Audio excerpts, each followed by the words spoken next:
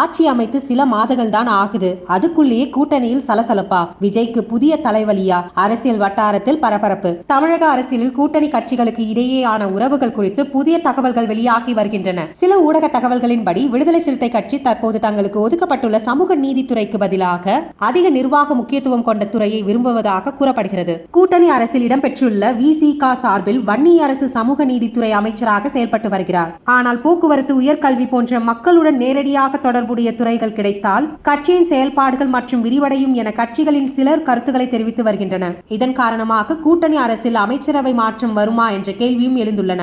ஆனால் இந்த தகவல்களை விசிக தரப்பினர் மறுத்துள்ளதாகவும் இது வெறும் வதந்தி மட்டும் என்று கூறியுள்ளதாகவும் தகவல்கள் வெளியாகியுள்ளன. கூட்டணி அரசுகளில் இது போன்ற தகவல்கள் அடிக்கடி வெளியாகும். அதிகாரப்பூர்வ அறிவிப்பு அல்லது கட்சி தலைமையின் தெளிவான நிலைப்பாடுகள் தான் உண்மையான சூழ்நிலையை உறுதிப்படுத்தும். எனவே தற்போது பரவி வரும் தகவல்களை அரசியல் ஊடகங்கள் மற்றும் வட்டார தகவல்களாகவே பார்க்க வேண்டும். கூட்டணி அரசில் சிறிய கட்சிகளுக்கு முக்கிய துறைகள் வழங்கப்பட வேண்டுமா? உங்கள் கருத்தை கமெண்ட்ல சொல்லுங்க.